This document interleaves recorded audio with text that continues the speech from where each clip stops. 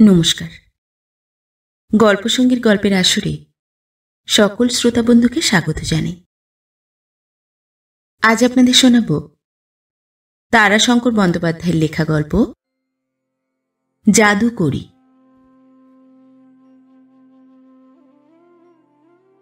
শরতের নির্মল জলভরা বায়ু হিল্লোলিত দিঘিতে কলরব করিয়া যেন একদল বালি হাঁস আসিয়া পড়িল।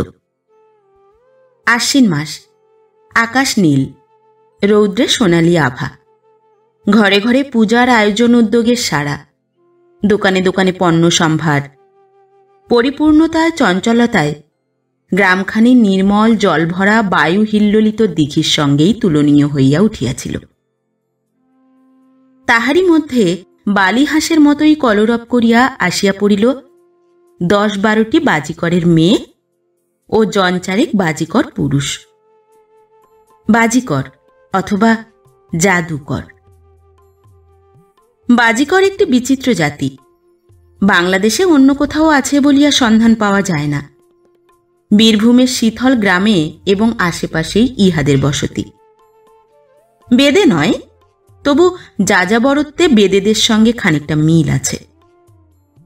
ধর্মে হিন্দু, কিন্তু নির্দিষ্ট কোনো জাতি বা সম্প্রদায় জাতিকুল পঞ্জিকা ঘাঁটিয়াও নির্ণয় করা যায় না। পুরুষেরা ঢোলক লইয়া গান করে, জাদুবিদ্যার বাজি দেখায়।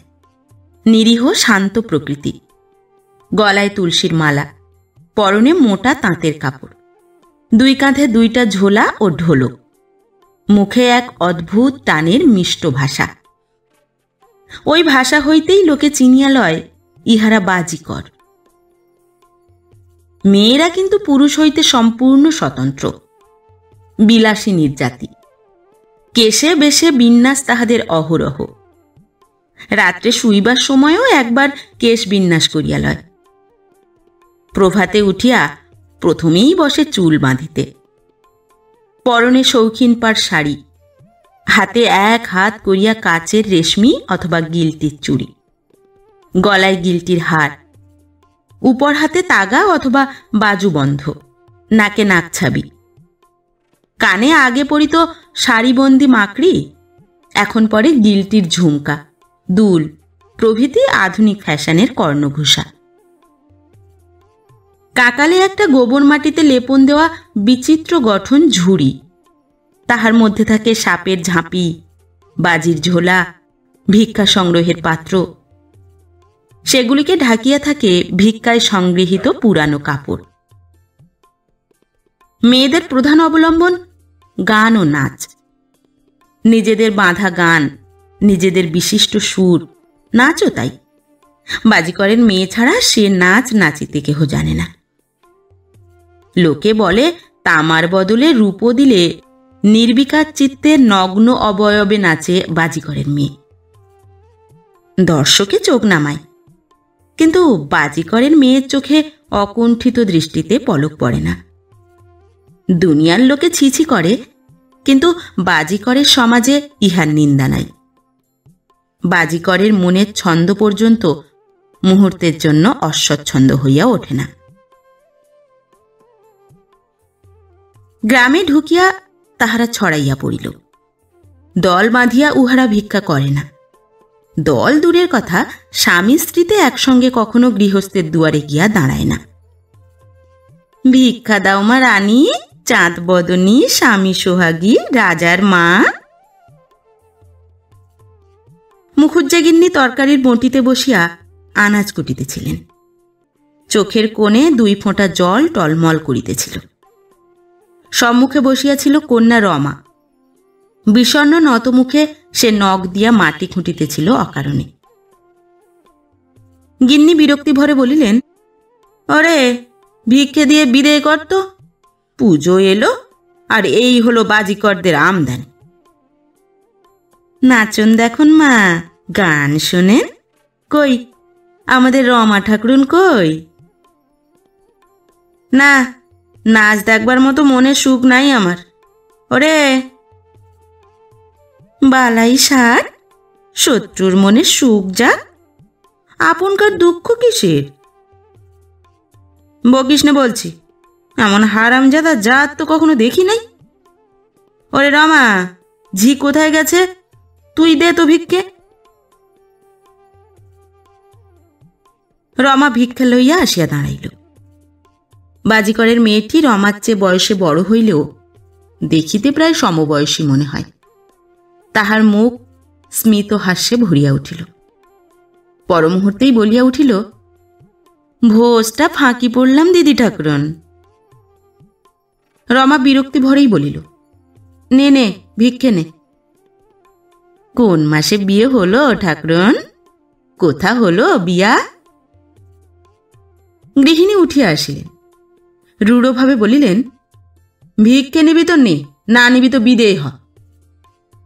ওরে বাপরে, তাই পারি? আজ শুধু ভিক নিয়া যেতে পারি? দিদি ঠাকুরনের বিয়ার ভোজ খেতে পেলুম নাই, বিদায় পেলুম নাই, আজ শুধু ভিক নিয়া যেতে পারি? আজ নাচ দেখাবো, গান শোনাবো, শিরোপা নিব। কাকালের ঝুড়িটা নামাইয়া কাপড়ের আঁচল কোমরে জড়াইয়া বলিল, কাপড় নিব, রমা দিদির কাছে নিব কাঁচের চুড়ির দাম, তবে ছাড়ব। বলিয়াই সে আরম্ভ করিল, হায় গো দিদি কাঁচের চুড়ির ঝমঝমানি, উর্রু জাগ জাগ জাগিন ঘিনা।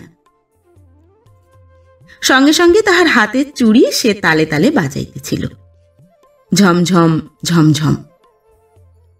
এক স্থানে স্থির হইয়া দাঁড়াইয়া পাক খাইয়া খাইয়া বাজিকরির সর্বাঙ্গ নাচিতেছিল সাপিনীর মতো। গিন্নি ও রমা দুজনের বিষণ্ণ মুখেই এতক্ষণে হাসি দেখা দিল। বাড়ির এবং পাশের বাড়ির মেয়েরাও আসিয়া জুটিয়া গেল। বাজিকরি নাচিয়াই চলিয়াছে। চোখে তারা দুইটি নেশার আমেজে যেন ঢুল ঢুল করিতেছে, সঙ্গে সঙ্গে বিচিত্র সুরের গান। গান শেষ করিয়া বাজিকরি থামিল। চুরির জন্য গলায় দড়ি দিবার সংকল্প শুনিয়া মেয়েরা মুখে কাপড় দিয়া হাসিতেছিল। একজন বলিল, মরণ।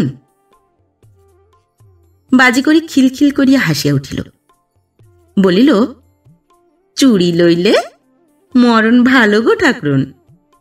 রমা দিদি, চুরির পয়সা লিয়ে এসো, কাপড় গয়না নিব তোমার বরের কাছে।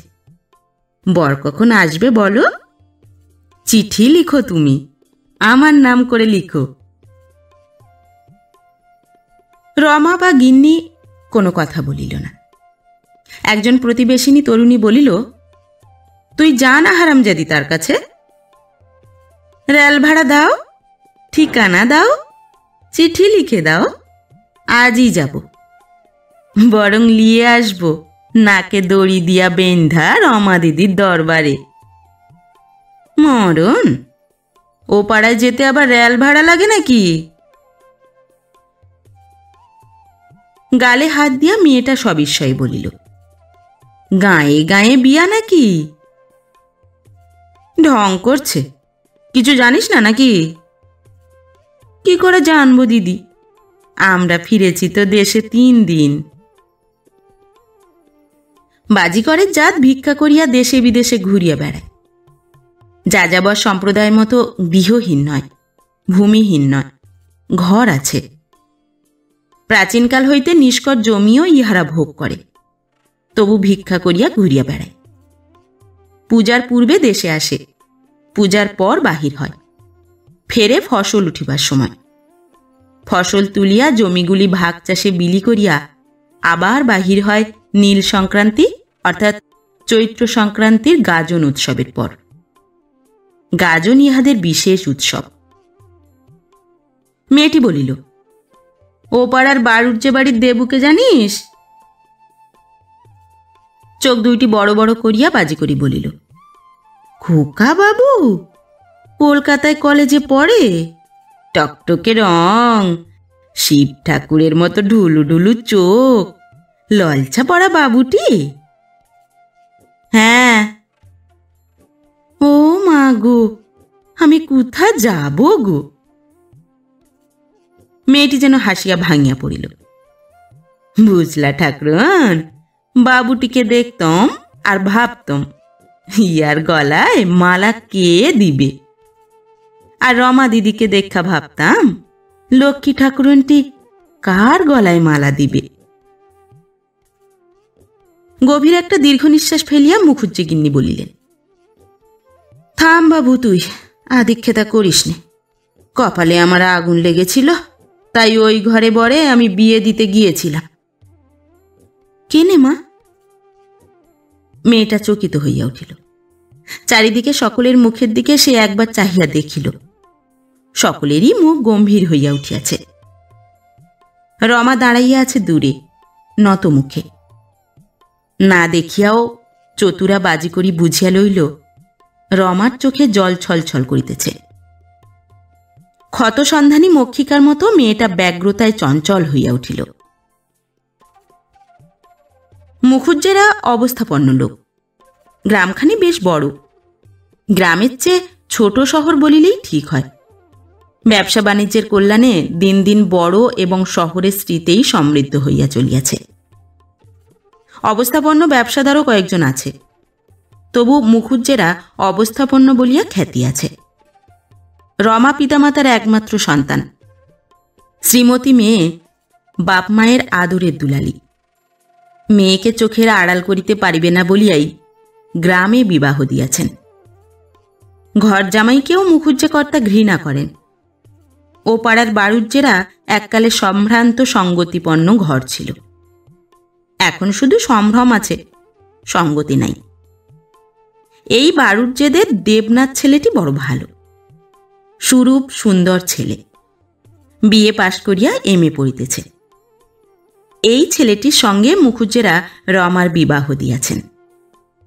ক্ষেতের কলা মূলা হইতে রান্না করা তরকারি পর্যন্ত যাহা নিজেদের ভালো লাগিবে তাহাই মেয়ে জামাইকে পাঠাইয়া দিবেন। মেয়ে একবেলা থাকিবে শ্বশুর বাড়িতে, একবেলা থাকিবে বাপের বাড়িতে, এই ছিল তাহাদের কল্পনা। বিবাহের পর কিন্তু বিরোধ বাঁধিয়াছে এইখানেই। বনেয়াদি বাড়ুজ্জেরা কলা মূলা রান্না করা তরকারি উপঢৌকনে অপমান বোধ করিয়াছেন। বধূর একবেলা এখানে একবেলা ওখানে থাকাও তাহারা বরদাস্ত করতে পারেন নাই। বাদ প্রতিবাদই চলিতেছিল। অকস্মাৎ একদিন রমাই সেটাকে বিবাদে পরিণত করিয়া তুলিল। রোজ অপরাহ্নে মুখুজ্জে বাড়ির ঝি আসিয়া রমাকে লইয়া যাইত দুধ এবং জল খাইবার জন্য। সেদিন কিসের ছুটিতে দেবনাথ আসিয়াছিল বাড়ি। রমার শাশুড়ি আপত্তি তুলিয়া বলিয়াছিলেন, দেবু বাড়ি এসেছে, আজ আর বৌমা যাবে না। পরক্ষণেই দীর্ঘদিনের সঞ্চিত বিরক্তি প্রকাশ করিয়া তিনি বলিলেন, আর রোজ রোজ কচি খুকির মতো দুধ খেতে যাওয়াই বা কেন? গরিব বলে কি দুধও খাওয়াতে পারি না আমি ব্যাটার বউকে? বলিস তুই, একটা পাড়া অন্তর রোজ আমার ব্যাটার বউ আমি পাঠাবো না। ঝিটা কিছুক্ষণ চুপ করিয়া থাকিয়া বলিয়াছিল, আজকের মতো পাঠিয়ে দেন মা, মা আজ খাবার দাবার করেছেন। না না না, রূঢ়স্বরে রমার শাশুড়ি জবাব দিয়াছিলেন।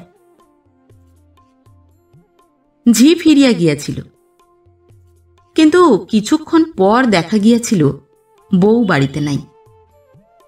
গ্রামের মেয়ে মা বাপের আদরের দুলালি ততক্ষণ জনবিরল গলি পথে পথে মায়ের কাছে গিয়া হাজির হইয়াছিল। আরও কিছুক্ষণ পর মুখুজ্জে বাড়ি হইতে এক প্রবীণা আত্মীয় আসিয়াছিলেন দেবনাথের নিমন্ত্রণ লইয়া। কই হে দেবুর মা, দেবুর আজ নেমন্তন্ন বাড়িতে। তার শ্বশুর পাঁঠা কেটেছে, শাশুড়ি খাবার করেছে। নিমন্ত্রণ স্বীকার বা অস্বীকার কিছুই না করিয়া দেবুর মা জানাইয়াছিলেন কেবল ভদ্রতা সম্মত সম্ভাষণ। এসো বসো। বসবো না ভাই, নেমন্তন্ন করতে এসেছিলাম। বউও তোমার ও বাড়িতে, খেয়ে দে বউ বেটা তোমার ও বাড়িতেই আজ থাকবে, কাল সকালে আসবে। বাড়ুজ্জে গিন্নির মুখ আষাঢ়ের মেঘাচ্ছন্ন প্রভাতের মতো থমথমে হইয়া উঠিয়াছিল। কথার জবাব তিনি দেন নাই। তাহলে চললাম ভাই, সন্ধ্যাতেই পাঠিয়ে দিও দেবুকে। দেবুকেই কথাটা বলে যাও। সে কি? হ্যাঁ, বেটার শ্বশুর বাড়ির কথাতেও আমি নাই, বউয়ের কথাতেও আমি নাই। দেবনাথ রাত্রে যায় নাই। সেও বধূর এই আচরণে ক্ষুব্ধ না হইয়া পারে নাই। শ্বশুর শাশুড়ির এই প্রশ্রয়পূর্ণ ব্যবহারও তাহার ভালো লাগে নাই। তাহার উপর ক্ষুব্ধ মাকে উপেক্ষা করিয়া এই নিমন্ত্রণ রক্ষার কোনো উপায়ই ছিল না। ঝগড়ার সূত্রপাত এইখানেই। দেবনাথের মা বলিলেন, বধূর পিতামাতাকে কন্যাকে লইয়া অপরাধ স্বীকার করিয়া এ বাড়িতে দিয়া যাইতে হইবে। রমার মা বলিলেন, দেবনাথ নিজে আসিয়া রমার অভিমান ভাঙাইয়া তাহাকে লইয়া যাইবে, তবে তিনি কন্যাকে পাঠাইবেন। উপেক্ষিতা রমা সেদিন নাকি কাঁদিয়াছিল। ধীরে ধীরে সেই বিবাদ কঠিন পরিণতির দিকে অগ্রসর হইয়া চলিয়াছে। দেবনাথ স্ত্রীকে চিঠিপত্র পর্যন্ত লেখে না। দেবনাথের মা আস্ফালন করেন ছেলের তিনি বিবাহ দিবেন। ভাদ্র, আশ্বিন, কার্তিক এই অকাল কয় মাসের অপেক্ষা। রমার মা ইহাতে ভয় পান না। তিনি কন্যার জন্য দালান কোঠার প্ল্যান করেন। ইদানিং তিনি খোরপোশ আদায়ের আর্জি পর্যন্ত মুসাবিদা করিতে শুরু করিয়াছেন। ভরসা কেবল দুই পক্ষের পিতা। মুখুজ্জেকর্তা ব্যবসা বাণিজ্য মহাজনী লইয়া ব্যস্ত।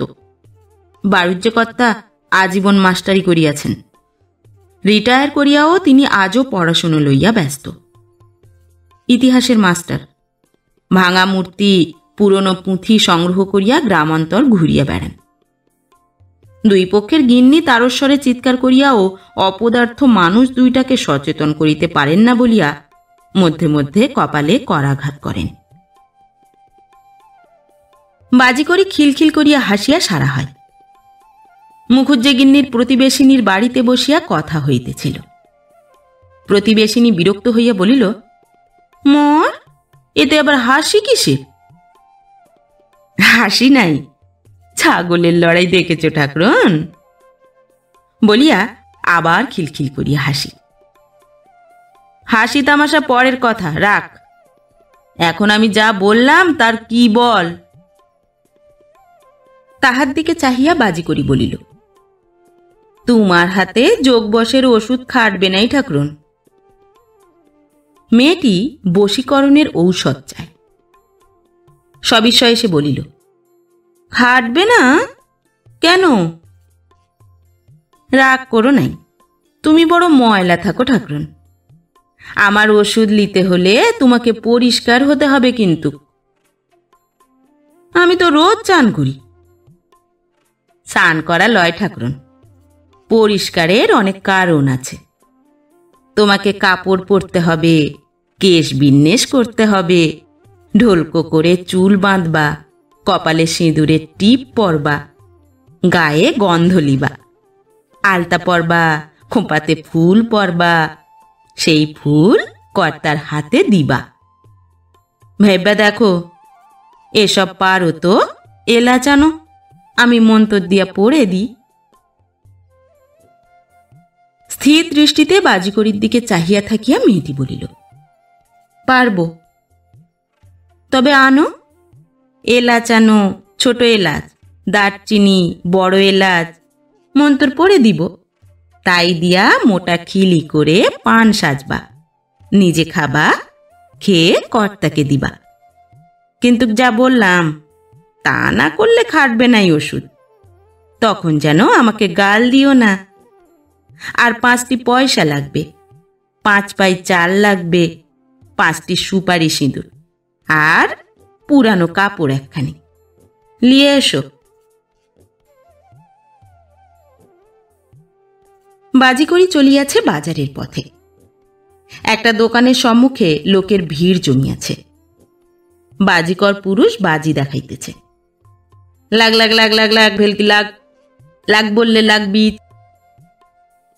একটা বাটির জলে একটা কাঠের হাঁস ক্রমাগত ডুবিতেছিল আর উঠিতেছিল। হা হা বেটা, আর ডুবিস না, সর্দি লাগবে, জ্বর হবে। হাঁসটা ডোবা বন্ধ করিল। এইবার আবার কাঠের হাঁস। শোন আমার কথা, খিদায় জ্বলছে পেট, ঘুরা পড়ছে মাথা, প্যাঁক পেঁকিয়ে ডাক ছাড়া দে দেখি ডিম পেড়া, আগুন জ্বালা পুড়ায় খাই। একটা ঝুড়ির ভিতর কাঠের হাঁসটাকে চাপা দিয়া বাজিকর বোল আওড়াইয়া একটা হাড় ঝুড়িতে ঠেকাইয়া দিল। ভাট রাজার দোহাই দিয়ে ওট বেটা প্যাঁক পেঁকিয়ে, দোহাই ভাট রাজার দোহাই। সঙ্গে সঙ্গে ঝুড়িটা উঠাইতে দেখা গেল কাঠের হাঁস জীবন্ত হইয়া উঠিয়াছে। ঠোঁট দিয়া সে পালক ফুটিতেছে, পাশে একটা ডিম। দর্শকের দল আনন্দে বিস্ময়ে হৈ হৈ করিয়া উঠিল। ছোট ছেলের দলে হাততালি আর থামে না। বাজিকরি মৃদু হাসিতে হাসিতে তাহাকে অতিক্রম করিয়া চলিল। এই বাজিকর্ণী, এই! থানার বারান্দায় বসিয়াছিল কয়েকজন পুলিশ কর্মচারী। 3 জন ভদ্রলোক চেয়ারে বসিয়াছিল, কয়েকজন বসিয়াছিল বারান্দায়। একজন ডাকিল, এই বাজিকর্ণী, এই! বাজিকরি আসিয়া কাঁকালের ঝুড়িটি নামাইয়া ভূমিষ্ঠ হইয়া প্রণাম করিল। প্রণাম দারোগা বাবু। তোর নাচ দেখা দেখি। এই বাবু তোদের নাচ দেখেন নাই, দেখবেন। বাজিকরি দেখিল তাহার চেনা বড় দারোগা ও ছোট দারোগার পাশে নতুন একটি বাবু। চতুরা বাজিকরির ভুল হইল না। সে মুহূর্তে চিনিল এও এক দারোগা বাবু। গোঁফের এমন জাঁকালো ভঙ্গি, কপালে এমন গোল দাগ, গায়ে এমন হাত কাটা খাঁকির জামা দারোগা ছাড়া কাহারও হয় না। বড় দারোগাকে প্রণাম করিয়া সে বলিল, আপনি এখান থেকে চলে যাবেন বাবু? হঠাৎ আমাকে বিদায় করবার জন্য তোর এত গরজ কেন? আগে নতুন দারোগা বাবু এলেন, তাতেই বলছি। উনি এখানে কাজে এসেছেন? কাজে? হ্যাঁ, তোকে ধরে নিয়ে যাবেন, পরোয়ানা আছে তোর নামে। আমার নামে? খিলখিল করিয়া হাসিয়া উঠিল। হাসছিস যে? তুই হারামজাদিরা পাকা চোর। হাসিতে হাসিতে বাজিকরি বলিল, আগে হ্যাঁ, কিন্তু ধৈরা কি করবেন হুজুর? মন চুরির বামাল যে শনাক্ত হয় না। নূতন দারোগা বাবুটি চোখ কপালে তুলিয়া বলিল, ওরে বাপরে! বাজিকরি 2 হাত তুড়ি দিয়ে আরম্ভ করিল, উরুর জাগ জাগিন ঘৃণা যার ঘিনি না। বিদায় হইয়া বাজিকরি চলিয়া যাইতেছিল, কিন্তু বারান্দায় উপবিষ্ট কনস্টেবল দলের জন 2 উঠিয়া গিয়া থানার বড় বটগাছটার আড়াল হইতে তাহাকে ডাকিল। হাসিয়া বাজিকরি বলিল, বলো, কি বলছ? আমাদের আলাদা করে নাচ দেখাতে হবে। দেখাবো? কাপড় খুলে নাচতে হবে। এরা এসেছে ভরতপুর থেকে, দেখবে। মুখের দিকে চাহিয়া বাজিকরি বলিল, একটি টাকা লিব কিন্তু। আমি দেব। তুমি ভরতপুরের সিপাই? হ্যাঁ। চোখ 2টা বড় বড় করিয়া বাজিকরি বলিল, কিসের লেগে এলে তোমরা? কাজ আছে, পুলিশের কাজ। ফিক করিয়া হাসিয়া মেয়েটা এবার বলিল, কারো মাথা খেতে এসেছ আর কি। কনস্টেবলটিও হাসিল। বাজিকরি তাহার গা ঘেঁষিয়া চলিতে চলিতে মৃদুস্বরে বলিল, মানুষটা কে বধূ? কনস্টেবলটা তাহার মুখের দিকে চাহিল। মোদির দৃষ্টিতে বাজিকরি তাহারই দিকে চাহিয়াছিল। ঠোঁটের রেখায় রেখায় মাখানো লাস্য ভরা হাসি। মেয়েটা সত্যই নাচে সমস্ত আবরণ পরিত্যাগ করিয়া। এতটুকু সংকোচ নাই, কুণ্ঠা নাই। যৌবন লীলায়িত অনাবৃত তনুদেহ, চোখে অদ্ভুত দৃষ্টি। সকলের কলুষ দৃষ্টি তাহার দিকে নিবদ্ধ থাকিলেও তাহার দৃষ্টি কাহারও দিকে নিবদ্ধ ছিল না। কণ্ঠে মৃদুস্বরে সঙ্গীত, হায় রে মরি গলায় দড়ি, তুমি হরি লাজ দিবা। আগন্তুক কনস্টেবলটি একটা টাকাই দিল, খানিকটা পথও তাহাকে আগাইয়া দিল। মেয়েটি বলিল, এইবার এসো লাগর, আর লয়। হাসিয়া সিপাহী বলিল, আচ্ছা, তুমি কিন্তু লোক ভালো লয়। কেন? বলো না কথাটা। মেয়েটি ফিক করিয়া হাসিল। আশ্বিনের প্রথম নির্বেক নির্মল নীল আকাশে মধ্যাহ্ন ভাস্করতম দীপ্তিতে জ্বলিতেছিল। বৈশাখের আকাশ প্রখরতর বটে, কিন্তু এমন উজ্জ্বল নয়। বিগত বর্ষার বর্ষণসিক্ত মাটি হইতে সূর্যের উত্তাপে যেন বাষ্পোত্তাপ উঠিতেছে। ঘামে ভিজিয়া মানুষ সারা হইয়া গেল। বাজিকরের দল এখনো ঘুরিয়া বেড়াইতেছে। গৃহস্থের বাড়িতে তাহারা আহারের ব্যবস্থা করিয়া রাখিয়াছে। এইবার সেইখানে গিয়া পাতা পাড়িয়া বসিবে। বাড়ুর যে বাড়িতে, সেই বাজি করিয়া আসিয়া চাপিয়া বসিল। পেশাদ হলো মা ঠাকুরন? বাবুদের সেবা হলো? পড়ল পাতার এঁটো কাটা? বাড়ুর যে গিন্নি বলিলেন, বস বস, চেঁচাস নে। ছেলে দেবনাথ পান মুখে দিয়া বাহির হইয়া যাইতেছিল। সে বাহির দরজার ওপাশ হইতে মেয়েটাকে ডাকিল, শোন। কাছে আসিয়া ঠুক করিয়া একটি প্রণাম করিয়া মেয়েটা ফিক করিয়া হাসিল। বলিল, আপনকার ভেতরটা পাথরে গড়া। ভ্রু কুঞ্চিত করিয়া দেবনাথ বলিল, কি বলেছিস মাকে? চোখ দুইটা বড় বড় করিয়া মেয়েটি বলিল, মিছা বলেছি তো, বেটা বেটির মাথা খাবো বাবু। তুই দেখেছিস? নিজের চোখে গো। বাপ কাঁদছে, মা কাঁদছে, মেয়ের সেই পণ। কথাবার্তায় বাধা পড়িল। ভিতর হইতে গিন্নি ডাকিলেন, হেলা বাজি করনি, গেলি কোথায়? দেখ, মা ডাকছেন। দেবনাথ তাড়াতাড়ি চলিয়া গেল। গিন্নি বলিলেন, ওই শোনো ওর কাছে। বাড়ুর যে কর্তা মেয়েটার দিকে চাহিয়া বলিলেন, বাজিকর তোরা? আজ্ঞা হ্যাঁ বাবু, আপন কাদের চরণের ধুলা। সাপ আছে? বাজি দেখাতে পারিস? গান গাইতে পারিস?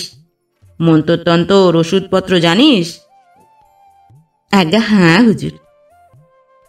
ভাট রাজাকে জানিস? ভাট রাজা?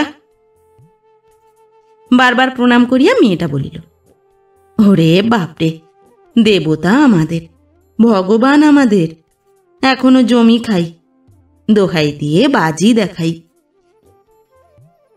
মৃদু হাসিয়া কর্তা বলিলেন, ভাট রাজা নয়, তার নাম হলো ভবদেব ভট্ট।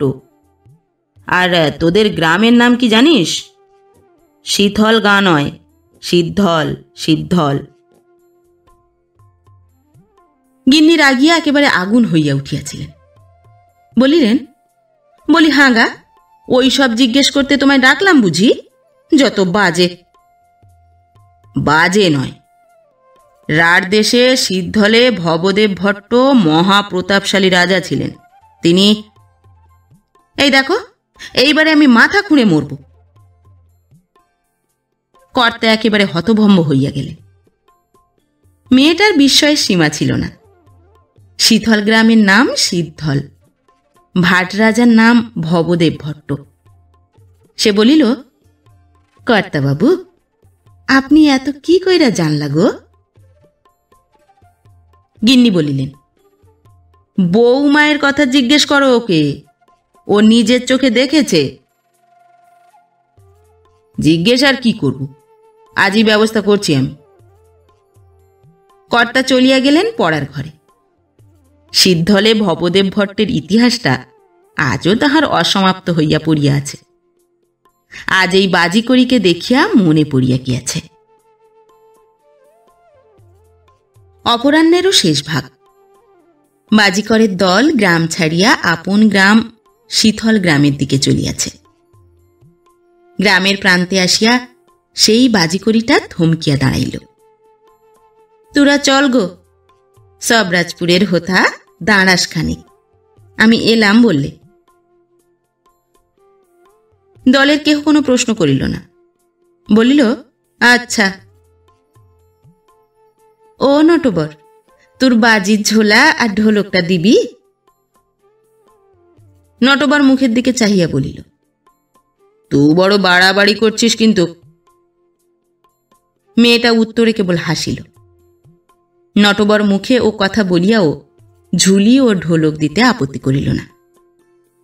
কাকালের ঝুড়িতে কাপড় চাপা দিয়া বেশ করিয়া ঢাকিয়া লইয়া মেয়েটা দ্রুত পদে গ্রামের দিকে চলিয়া গেল।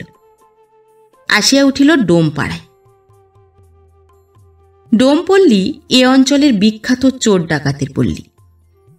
পল্লীর প্রত্যেক মানুষটির রক্তের বিন্দুতে বিন্দুতে অসংখ্য কোটি চৌর্য প্রবণতার বীজাণু যেন কিলবিল করে।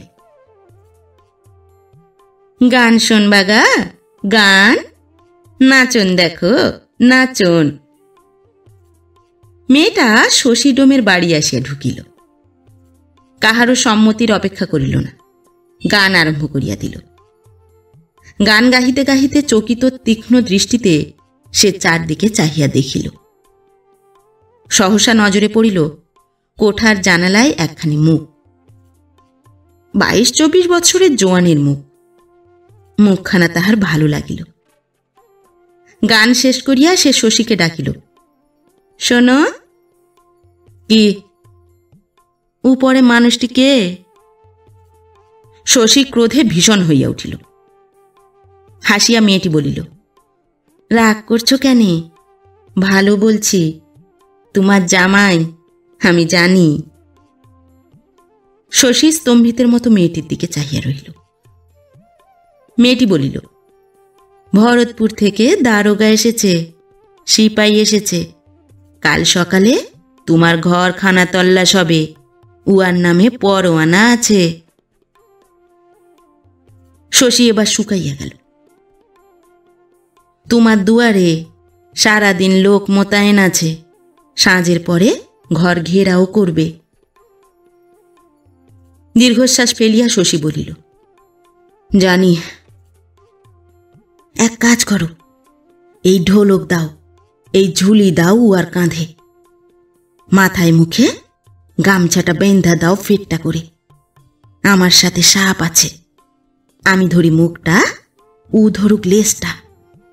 তোমরা চেঁচাও সাপ সাপ বইলা, আমি উয়াকে নিয়ে চললা যাই। পুলিশের নোক বুঝতে লাগবে, ভাববে আমরা বাজিকর। মেয়েটা হাসিতে আরম্ভ করিল। সে যেন আকণ্ঠ মদ খাইয়া নেশায় বিভোর হইয়া পড়িয়াছে। বাজিকরি চলিয়াছে, সঙ্গে তাহার নকল বাজিকর। দ্রুতপদে পদ অতিক্রম করিয়া গ্রাম পার হইয়া চলিতেছে। দক্ষিণ পাড়া ভদ্রলোকের পল্লী। পল্লীপথে একখানা পালকি আসিতেছে, সঙ্গে 2 জন লোকের মাথায় বাক্স ও কুটুম্ব বাড়ির তত্ত্বতল্লাশের জিনিসপত্র। পালকিটা আসিয়া থামিল বাড়ুজ্জে বাড়িতে।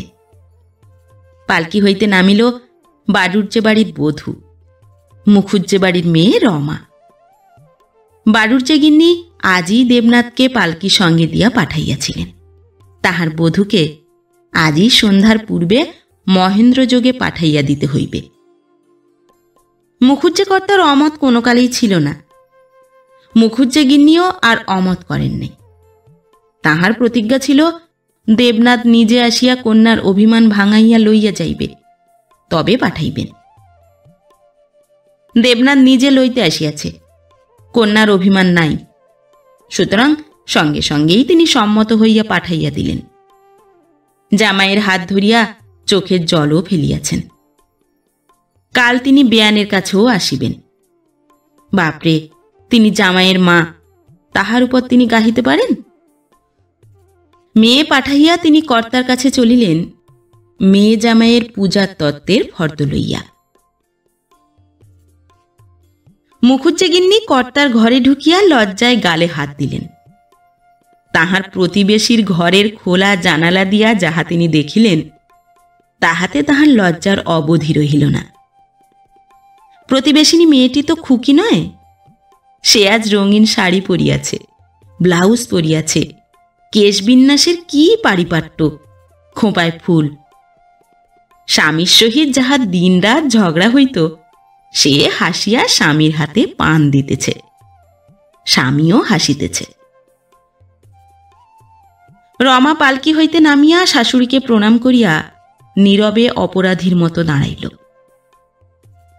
শাশুড়ি সেটুকু অনুভব করিয়া সস্নেহে বধূর মাথায় সিঁদুর দিয়া আশীর্বাদ করিয়া বলিলেন, ছি মা, কি সর্বনাশ বলো দেখি। রমার চোখ হইতে টপ টপ করিয়া জল ঝরিয়া পড়িল। গিন্নি বলিলেন, যাও, আপনার ঘর দেখে শুনে নাও গে, আমি বুড়ো মানুষ, পারবো কেন? তবু যা পেরেছি গুছিয়ে রেখেছি। গিন্নি কর্তার ঘরের দিকে চলিয়া গেলেন। কর্তা ঘাড় গুঁজিয়া লিখিতেছিলেন। দেখো, কথাটা সত্যি। আফিং যদি সত্যি না খেতে চাইবে, তবে বৌমা কাঁদল কেন? বাজি করি ভাগ্যে দেখেছিল, ছুরিটা একদিন এলে একখানা কাপড় দেব। কর্তা মুখ তুলিয়া বিজ্ঞের মতো খানিকটা হাসিয়া বলিলেন, ওদের খবর মিথ্যে হয় না গিন্নি, ওরা কারা জানো? আবার খানিকটা হাসিয়া বলিলেন, ওরা নিজেরা অবশ্য জানে না, বাংলাদেশেই বা কজনে জানে। শোনো, রাড়ের সিদ্ধলরাজ ভবদেব ভট্ট গুপ্তচরের এক অতি নিপুণ সম্প্রদায় সৃষ্টি করিয়াছিলেন। নটি নটি ও রূপোপজীবিনীদের সন্ততি লইয়া গঠিত হইয়াছিল এই সম্প্রদায়। নারী এবং পুরুষ উভয় শ্রেণী গুপ্তচরের কাজ করিত। ইহাদিগকে ভোজবিদ্যা, মন্ত্রতন্ত্র, অবধৌতিক চিকিৎসা শিক্ষা দেওয়া হইত। নারীরা নৃত্যগীতে নিপুণ ছিল। এই সম্প্রদায় যাযাবরের মতো ভিক্ষাবৃত্তি অবলম্বন করিয়া দেশে দেশান্তরে সংবাদ রোহণ করিয়া আনিত। তৎকালীন অন্যান্য রাজারাও এই দৃষ্টান্তে। গিন্নি চলিয়া যাইতেছিলেন। কর্তা বলিলেন, শেষটা শোনো। গিন্নি পিচ কাটিয়া বলিলেন, ওসব শুনবার আমার এখন সময় নেই, যত সব উদ্ভট কথা। গ্রামের প্রান্তে নকল বাজিকরকে বিদায় দিয়া বাজিকরি বলিল, চললাম লাগর, এইবার চইলা যাও সোজা। দ্রুতপদে বাজিকরি সবরাজপুরের দিকে চলিল। এত বড় ডোম জোয়ানটি বারবার কথা বলিতে চাহিয়াও পারিল না। বহু কষ্টে অবশেষে তাহার কথা ফুটিল। সে ডাকিল, শোনো। কেহ উত্তর দিল না। রাত্রির অন্ধকারে অভ্যস্ত চোখে ডোম ছেলেটি দৃষ্টি হানিয়া তাকাইল, কিন্তু দেখিতে পাইল না। বাজিকরি যেন মিলাইয়া গিয়াছে।